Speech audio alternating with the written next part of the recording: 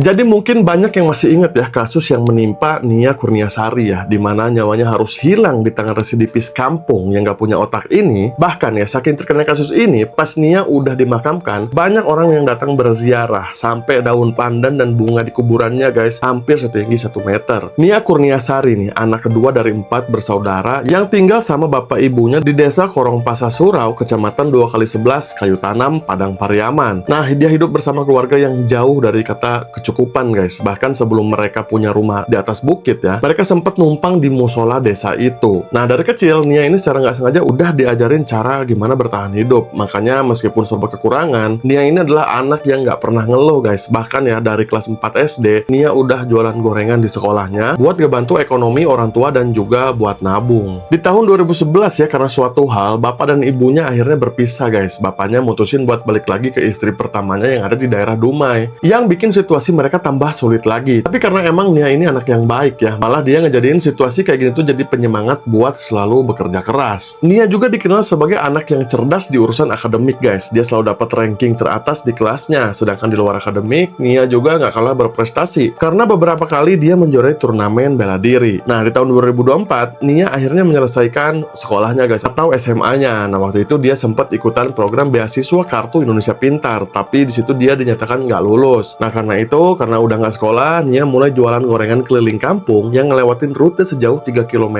yang dimulai dari jam 2 sampai menjelang maghrib. Dimana guys, dengan hasil 30 sampai 60 ribu per hari, bisa Nia pakai buat bantu ekonomi keluarga dan juga buat nabung biaya kuliahnya nanti. Nah, awalnya semua berjalan lancar guys. Nia tuh tiap hari berjalan sambil mikul tempat gorengan di kepalanya. Dia ngelewatin jalan raya, jalan sepi, dan juga jalan perkampungan yang jadi lokasi di mana segerombolan anak muda suka nongkrong. Salah satunya adalah orang ini guys, yang bernama Indra Septiarman. Dia dikenal sebagai pemuda yang problematik yang ada di kampung sana. Karena guys, di tahun 2013 ya, Indra ini pernah dipenjara 4 tahun karena kasus pencabulan anak. Dan juga di tahun 2017 ditangkap lagi dengan 6 tahun penjara karena kasus penggunaan narkoboy. Indra ini sering nongkrong sama teman-teman dan juga pamannya di sebuah warung pinggir jalan di salah satu rute Nia keliling jualan gorengan. Bahkan guys, mereka juga sering banget beli gorengan dari Nia loh. Nah, awalnya nggak ada apa-apa ya, tapi ternyata selama ini Indra nyimpen sesuatu yang mengerikan. Nah, hari itu guys, di tanggal 6 September tahun 2024, seperti biasa nih, Nia ngelewatin semua rutenya buat jualan gorengan. Sempat terekam juga guys sama salah satu warga di sana ya, tapi naasnya itu jadi rekaman terakhir Nia terlihat yang masih bernyawa. Nah, sorenya sekitar jam 6 kurang ya, Nia itu ngelewatin warung yang biasa jadi tempat tongkrongan Indra dan kawan-kawan. Seperti biasa kok, mereka manggil Nia buat beli beberapa gorengan. Nah, karena semuanya udah nyomot-nyomot dan bayar ya, dan hari juga udah mulai gelap, Nia pun lanjut menuju arah pulang. Karena rumahnya di bukit ya guys, Nia tuh harus melewati beberapa jalanan yang sepi. Tapi guys, nggak lama Nia pergi, di tongkrongan, Indra langsung bawa ranselnya dan juga ngambil tali rapia di warung. Terus dia pamit ke teman-teman tongkrongannya dan bilang karena ada perlu dulu. Nah, tapi guys, ternyata di situ hasrat yang dia pendam ke Nia udah sampai puncaknya. Indra tuh diam-diam ngikutin Nia yang jalan menuju rumahnya. Sampai di jalanan yang sepi, Indra langsung ngejar Nia dan langsung menjerat leher Nia pakai tali rapia yang udah dia siapin. Tubuh Nia juga dijatuhkan ke semak-semak guys. Nah, di sini Nia tuh sempat ngelawan dan juga teriak. Tapi di situ Indra langsung membekap mulutnya dan mengencangkan tali jeratan di leher Nia sampai Nia ini nggak bergerak lagi dan mengembuskan nafas terakhir. Dari situ Nia digendong menuju pemakaman yang ada di dekat sana. Di sebuah gubuk yang ada di sana ya, Indra melakukan aksi kejinya dengan memperkaos tubuh yang bahkan udah nggak bergerak lagi guys. Setelah puas, dia menyeret dan menggulingkan tubuh Nia ke jurang. Dilanjut lagi-lagi dengan cara diseret ke perkebunan yang lebih sepi. Nah, di sini Indra menggali tanah dengan cangkul yang ditemuinya di gubuk tadi untuk mengubur tubuh Nia dengan keadaan tanpa busana. Nah, sedangkan pakaian Nia dibuang di pesawahan pinggir jalan. Setelah itu, Indra balik ke rumahnya buat ganti baju dan juga bersih-bersih guys. Bahkan ya, malam itu Indra tuh keluar lagi buat nongkrong di warung seolah nggak terjadi apa-apa. Di sisi lain guys, karena udah jam 8 malam dan Nia belum pulang juga, jadinya ibu dan kakaknya khawatir. Nggak biasanya guys, Nia belum pulang selarut itu.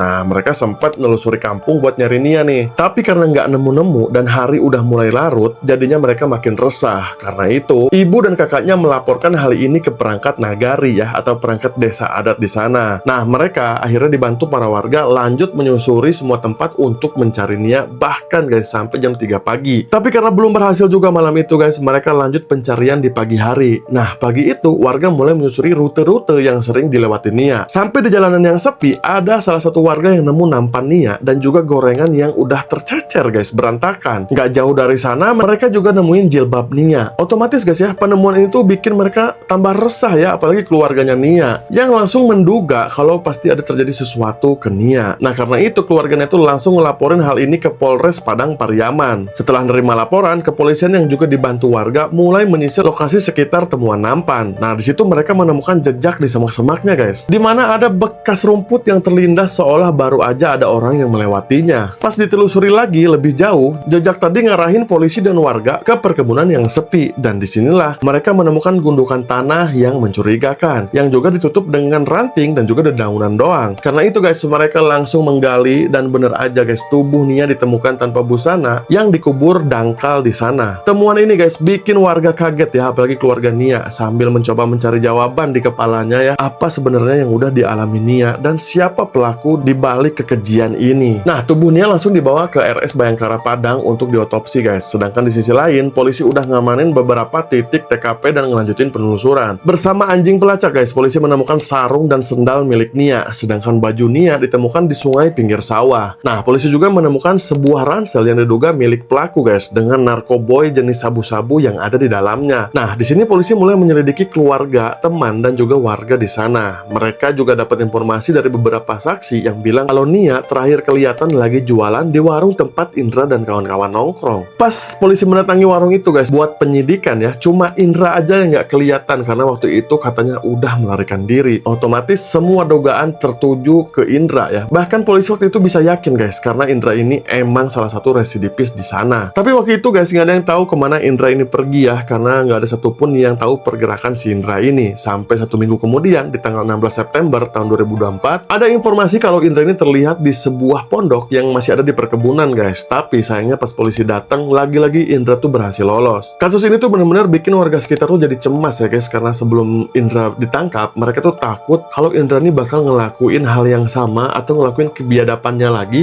dan salah satu dari keluarga mereka yang jadi korbannya guys. Tapi untungnya ya guys, 3 hari kemudian di tempat lain, salah satu warga ngasih informasi tentang kecurigaannya ke rumah ini yang udah lama kosong. Dia ngeliat ada seorang pemuda yang sempat duduk di depan rumah. Nah, karena kabar Nia ini udah nyebar ya, dan juga kabar Indra yang belum ditangkap, jadinya salah satu warga ini mencurigai kalau itu adalah Indra yang lagi sembunyi. Pak Buyung yang ngaku ngelihat ada pemuda di rumah kosong langsung minta kunci ke pemilik rumah buat ngecek ke dalam rumahnya. Pas pintu berhasil dibuka, Buyung sempat ngeliat ada bayangan manusia yang bergerak di dalam rumah. Nah, karena itu guys, Pak Buyung ini ngumpulin semua warga buat ngepung rumah kosong itu. Pas rame-rame masuk guys, salah satu warga tuh teriak pas ngeliat ada orang yang nyoba masuk ke atas plafon. Tapi guys, karena polisi udah dateng, kerumunan warga akhirnya dibubarkan ya, dan polisi ngambil alih buat ngamanin Indra yang bersembunyi di plafon rumah. Dengan cara menghancurkan plafon dan butuh waktu setengah jam, akhirnya Indra bisa dipaksa turun dan diamankan. Nah, karena situasi yang udah chaos banget guys, polisi tuh sampai harus bikin barikade buat bawa Indra ke mobil. Yang sejatinya dengan tujuan agar mencegah warga terjerat hukum akibat amarahnya sendiri. Karena polisi tahu guys, semua warga di sana nggak ada yang nggak marah guys, apalagi ngelihat pelakunya ada di depan mata. Di Polres Padang Pariaman ya, setelah ngelakuin beberapa pemeriksaan, akhirnya Indra nggak bisa ngelak lagi guys.